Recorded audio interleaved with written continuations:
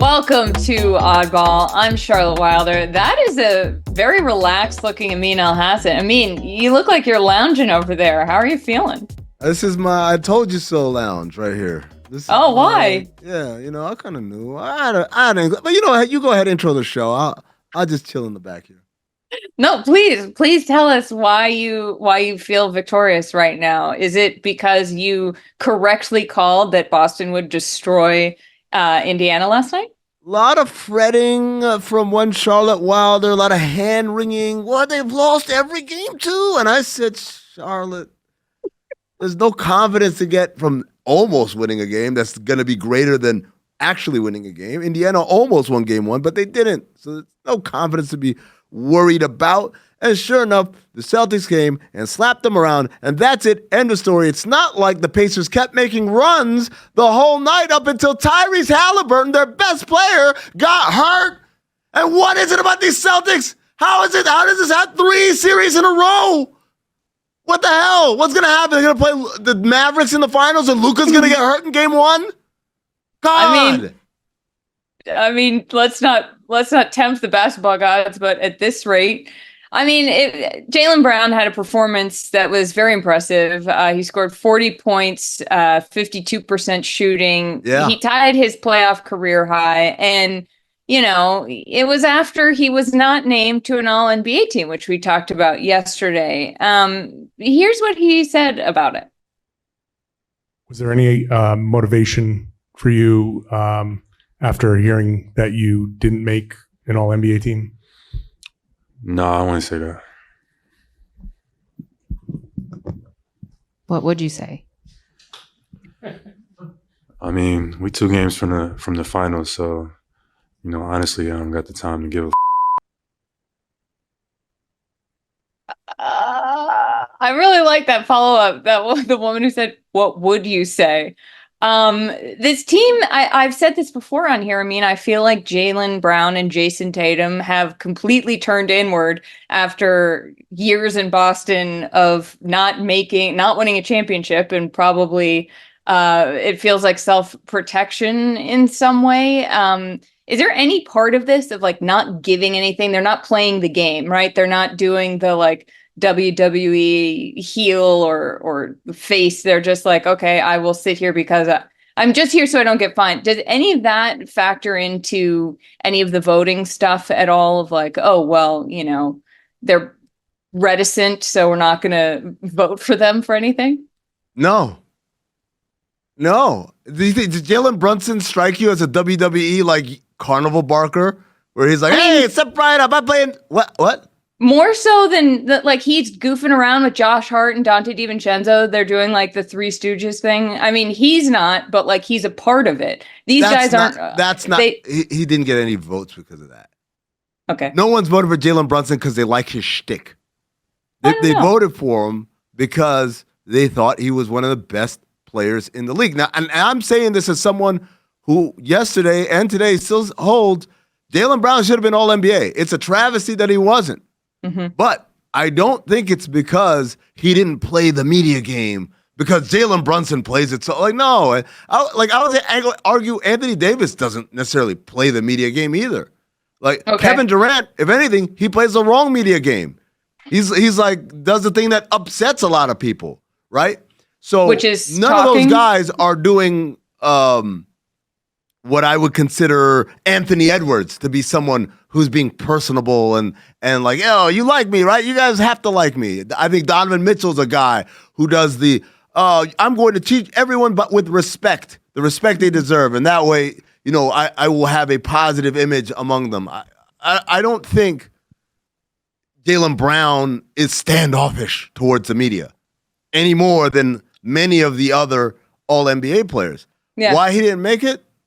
I don't know, man. I think it goes back to what we were talking about yesterday. It's like everyone knows this team is good and no one wants to give anybody credit for it. Right. It's what is it? The like something of success. There's some saying there. The curse of success. What is that? Well said. Yeah. All right. Whatever. Tyrese Haliburton was named to an All-NBA team. He was second team, I believe. They're worth a lot of money for Mr. Haliburton. Yes. A lot of money. And people might remember that he had a sore left hamstring back in January and sat out some games and then came back so that he would fulfill the 65 game requirement to be eligible to be All NBA, because there was a clause in his contract that meant he would get millions more dollars. He did that. And then last night, he left the game with a sore left hamstring. He finished the night with 10 points, 8 assists, 4 rebounds, on 50% shooting in 28 minutes. He was third team, not second team NBA. My bad. And then Rick Carlisle sort of waved the white flag early in the fourth quarter, Amin. And this is what the coach of the Pacers had to say about that decision. What made you decide not to go back to the starters as much? To look at some guys that I thought needed a look. Isaiah Jackson, we weren't giving up, but it was an opportunity to get some energetic, fresh guys in there to fight. And they did some good things. Pascal was very tired. Aaron had 4 fouls. He was tired. So that was it. So first of all, I'm going to need a supercut of Rick Carlisle's throat clearings. I think we could make another DJ Steve Porter remix with that. Let's play a little game of lie detector here. Is Rick Carlisle lying? I don't want to talk about that. I want to talk about how at my next poker night, I want Rick Carlisle to be there. I got a great hand. You don't want to call me. No, don't call. Just fold. Oh, yeah, my hand is so good. Oh, my God. Who knew on the first deal it would be this good? Charlotte, the Pacers did pull their starters, but the Boston Celtics did not. Do you think it was weird that Boston left Tatum and Brown in for so long? Oh, you're killing me today. Yeah, I did. He pulls them. Carlisle pulled his starters, and I was sort of zoning out because the score, it was a big differential at that point. And then I looked at the screen and I was like, oh, I'm sorry, what? Like, Tatum and Brown are still in the game, and they remained in the game with 1:30 until there was 1:30 seconds left. And at one point, Tatum drove really hard and crashes into 3 guys. And I was like, this is not the way that I'm trying to have Jason Tatum get hurt. Why did Joe Mazzulla do that? Why did he leave them in? Who knows why Joe does these things? I guess you could argue that, hey, the Pacers have made runs consistently throughout these 2 games. I would argue back, yeah, the Pacers that played, not these guys, right? Not this merry band of vagabonds. Charlotte, though, it bred the question for me in my brain: are you happy about how easy the path has been for the Celtics to get to the finals? It looks like they're headed there, up 2-0 against an injured Pacers team after beating an injured Cavs team after beating an injured Miami Heat team. Or does this make you nervous that they haven't been forged in the fires of competition? I don't really care. I don't like that they have had this path, because I like basketball and I love the NBA, and I would prefer that these great players were not hurt. It would have been a lot more fun if they could have played these teams when they were healthy. I'm serious. Why are you making that face? I do not take, I truly am not someone who takes joy in players on the other team getting hurt. You're missing a couple of throat clears. That's all I'm going to say. Oh, sorry. No, but truly, I'm not lying. I think that no matter what with this Celtics team, there are going to be people who are like, well, this should have an asterisk on it because it was the easiest path ever, which is sort of ironic for a team that has been trying to get there for so many years. They finally do it. Everyone's going to be like, man, it doesn't really count. Yeah, I'm just saying, Charlotte, I'm not saying that you take joy in other people's injuries. I'm just saying you cannot deny it has been an unusually easy path thus far. And so do you think the easy path to the finals benefits or is actually a flaw or a drawback? I think it benefits them in that they're going to be more well rested than whatever team comes out of the West. And I also think that, they've been so good all season that I don't know how much it matters, but I do think that the Celtics are doing something really funny, where they are trying to create adversity for themselves because it has been so easy. It's like remember maybe last week or 2 weeks ago when Jason Tatum was asked if the Celtics were a super team, and he was like, no, we only had 2 All-Stars and Joe Mazzulla wasn't coach of the year and blah, blah, blah. And it just felt like when your rich friend hits you with the Venmo request to pay for the Airbnb for her bachelorette, and you're like, can't you afford this? And it's like, yeah, I've had just a lot of bills lately. And you're like, well, but I know you're really rich. Like Celtics, we know you're really rich. Like every post-game interview, they're like, yeah, they played really hard. We know they're a great team. Just got to keep fighting. And it's like, well, or not, or you could just sort of play okay and probably still beat them. I won't lie. I was wanting you to be full on, oh my God, this is horrible. We're not going to be ready. Everyone else is going to be battle tested and sharp. And we've been eating off the fat of the land. And oh my God, we're not going to be able to match the intensity or the execution in late game situations because those Western Conference teams have been through so many fights and wars on the way. And meanwhile, we've just been taking walks in the park, and who knows what walks in the park do for you. I'll tell you what they don't do for you is sharpen your sword. That was the sports take I was looking for from you, Charlotte. Sorry. I'm really doing a bad job of like being sports media today. I'm saying that I want people to be happy. I'm saying I don't think it really matters.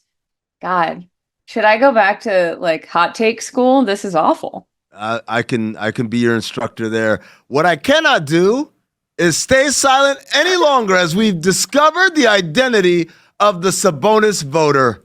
Ladies and gentlemen, if you know, we had pointed out that somehow Sabonis was received the first team All-NBA vote. Somehow he received votes for Defensive Player of the Year. I'm like, who is this? It has to be the same person. Guess what? It was the same person. His name is Ignacio Garcia. He's a reporter for Marca, Spain's national daily sports newspaper, not to be confused with La Marca, which is my favorite Prosecco. And in case you're looking for the tie-ins, Charlotte, our boy Ignacio from Spain and Domantas Sabonis started his career in Spain playing for the team Unicaja Malaga. Oh. And he grew up in Malaga, Spain as well, a little bit for a stretch of time. So this was, as I said, Ignacio's votes. First team All-NBA, first team All-Defense, third in DPOY voting, and fourth for MVP. I got to say, I sort of wish that Ignacio had just gone first across the board. Like, say first in DPOY, say first in MVP. Like, do you have a friend this loyal? Like, do you have a friend who would say, I am going to, vote for you? I'm going to vote like student council?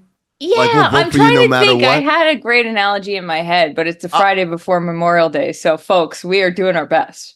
I'll be honest with you, Charlotte. I thought for a second we might see an all-rookie team vote for him. Just why not, Ignacio? Why stop at all defense and DPOY? Rookie of the year. Yeah. Why not? We're all young at heart, right? Age ain't nothing but a number. All those things, all those sayings. How about executive of the year, Ignacio? I just think that this is a big win for friendship. I think Ignacio Garcia is on the first team. Are they friends? First team all friendship. I don't know, but first no, team. See, this is like to me. This screams of Eminem. Dear Stan, I'm writing to you from afar. I supported you, and I gave you votes for first team All NBA. Will you please give me an interview? All right. See you later. Love, Ignacio. Okay. Well, this is first team all sucking up to somebody. Then there it is. That's what he's doing. That's what it is. If that's what our buddy Ignacio is doing. All right. We're gonna when we come back, bet the show. So come back and bet the show with us, please. Thank you. Let's do it.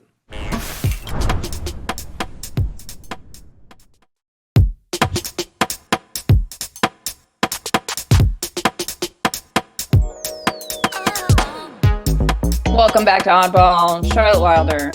Amin Elhassan. Still sort of loungy vibes. I love it. I am. This is why I don't like sitting down, because I'm doing the thing that I claim to hate, which is watching athletes swing in their chair when they talk. Yeah, the thing about Ignacio is I hate. There's got to be a way to make the chair not spin. Well, if it were up to me, the chair would have armrests. and It the chair doesn't? wouldn't spin. Yeah, it has armrests because that's why I always look hunched when I'm in a chair because Oh. my arms are too long to Hmm. like if I were comfortable, my elbows would be down here, but that's Right. maybe like a good 3 inches below where the armrests are. But I forgot we've had this conversation together before. So we have. Yeah, okay. Charlotte, a conversation that a lot of people have been having hmm recently. It's about the WNBA and especially Caitlin Clark. Everyone's got a Caitlin Clark opinion. LeBron's the latest. He weighed in saying she should, quote, put her blinders on regarding the backlash that she's been receiving. Then Charles Barkley said this on Wednesday, and I know it got your attention right before the Dallas-Minnesota game. Stop being petty, all you women out there. She got y'all ass charters. She bringing all y'all this money to the table, but y'all being petty like dudes. LeBron, you are 100% right. Y'all girls, stop being petty. Caitlin Clark, thank you for bringing all that money and shine to the WNBA. Oh, okay. So before Chuck said all this, I believe he looked into the camera and said, I have to say this. And, Chuck, respectfully, I don't think you did. I don't think you had to say that. The girls stop being petty line is just, it felt very disrespectful to these women who are professional athletes because there's such a double standard. Like, and I realize Chuck meant this as like, stop being petty like the dudes, like you're better than the dudes. But that is such a double standard that is so stupid because imagine, if Wemby came into the league and people were like, Kevin Durant really needs to be grateful that this young man is bringing more global young eyes to the game. People would be like, are you high? Like, absolutely not. That's not how this works. And I think that it's to me, it's sort of crazy that it is so hard to make the WNBA. It is the most competitive league. There are not many spots at all because there aren't enough teams. But Bunch of people got drafted, didn't even make the team. exactly. And to make that, to get there, you have to be like a real competitor. You have to be so competitive. You have to be pretty ruthless as a person to get one of those spots. But then people are saying, okay, once you get there, you should be thanking the rookie who, came in and she helped get them charters. She's not the only reason. And Elle Duncan said something really great about this yesterday that I loved. She said, what hate are you talking about? Because a lot of the WNBA players, like I watched a Breanna Stewart press conference the other day where she was like, yeah, Caitlin, like great player, a lot of respect for her. And I think a lot of this is based on sort of a straw man argument that people in the WNBA are mad at Caitlin Clark somehow. And I think a lot of that is just based on the fact that Diana Taurasi and Scott Van Pelt's show said reality is coming, which isn't hate and which isn't wrong. So I just feel like people are making these really silly arguments. And also, like, women can be petty. Women can be whatever they want. Like, go for it. I think that's what makes the league so fun. Like, you have these ruthless competitors being like, oh, you thought? Like, let's see, rookie, come on in here. So I don't know. That's sort of got me fired up. The one thing I will say, because I talked about this on Le Batard show yesterday, the assumption that Chuck is either making a straw man argument or is like going off of two quotes, one from Cheryl Swoops, I believe, one from Diana Taurasi, and kind of extrapolating that. I don't know where he's getting his information from. What I do know is, what I know about all players, is that most of them have the common sense to not say the inside part outside. Meaning, most of them, men or women, when presented with a situation to comment on this, they'll be like, oh no, it's great. But behind closed doors, it's a different story. And they'll say the things that most of them think, but won't say out loud. A great example of this is when Paul Pierce compared his career to Dwayne Wade's and said, if I played with LeBron and Shaq, I'd have 3 titles too. I'd have at least 3 titles, right? And everyone went crazy. Oh, how dare Paul Pierce compare his career to Dwayne Wade's? And I was like one of the sole voices who said, let me tell you guys something. If you think Paul's the only player who thinks this, you're out of your mind. There are so many players, many of whom do not have a resume like Paul Pierce's, who behind closed doors say the same exact thing. Man, if I had played with LeBron and Shaq, man, I would have ever done it, man. Dwayne Wade ain't that cold. Like, it happens a lot more than I think people think, because most of the information that we process is what is said publicly. And most guys Most players are smart. I'm not saying things publicly. Say this to say, I guarantee there is a segment of the WNBA population, players, who actually feel that way. But they have the common sense not to say it out loud because you're only going to sound petty or jealous or just delusional or whatever. And there is a universe. I'm not saying this happened, but it's not out of the question that Charles Barkley might have had a conversation or two with one of these players, and that's where he's getting his opinion from.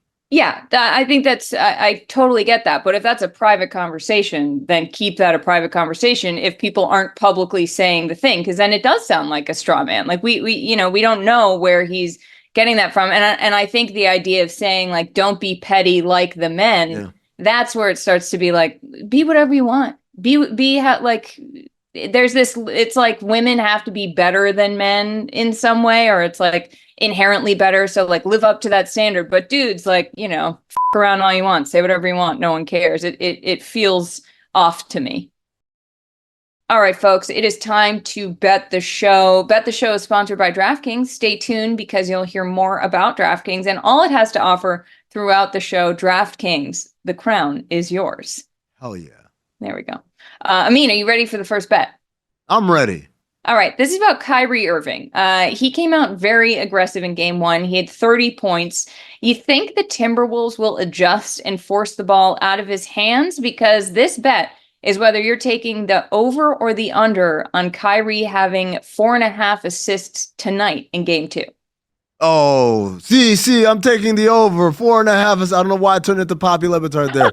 Yeah, I'm taking the over 4.5 assists. Kyrie is consistently through these playoffs tried to showcase his other parts of his game that are not the explosive scoring. I think the T-Wolves are going to adjust by not having Anthony Edwards on him all night long and giving him different looks, giving Anthony Edwards some rest by not having to guard one of the hardest covers in the league. But I still think Kyrie is going to have it on his mind that I've got to get my other guys going. So I'm taking the over on 4.5 assists for Kyrie Irving tonight. Love it. Charlotte. Yes. Your Boston Celtics. Jason Tatum had 19 points on 58% shooting in the second half of game one.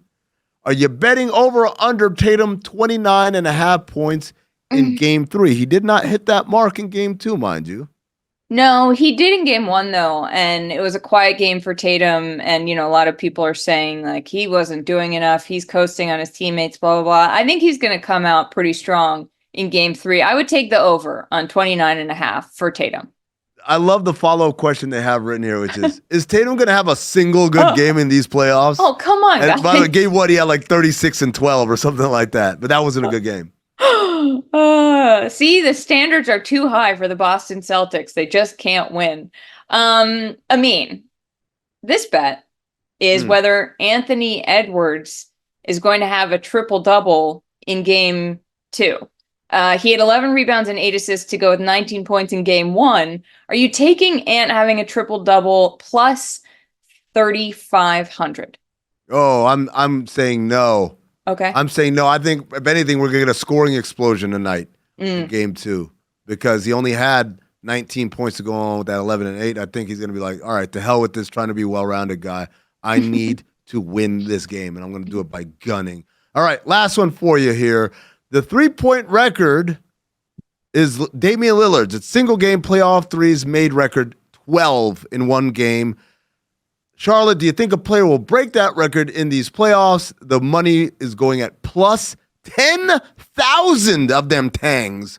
I think with those odds, if it happens, it's a pretty good bet. And I think that there's a good chance that now more than ever, it could happen. Who? Who? Give me a name. It's going to be Derek White. Derek White? Wow. And we know that if he had attempts a zillion of them, they're going to win that game. And he's going to have one where he makes all 12. Bastard. He needs 13, though, to break the record. Yeah. Oh, damn it. Whatever. I just hope that you have a great weekend with your drink of choice. Our producers are surprised. Oh, wow. Lamarca! That is fast work. With a bunch of bottles of Lamarca. I think that's from our party that we did during the finals last year. We invited all the NBA PR people. You're welcome, NBA PR people. It was a means mixer. It was. Have a great weekend, Thanks. everybody. We will talk to you Tuesday.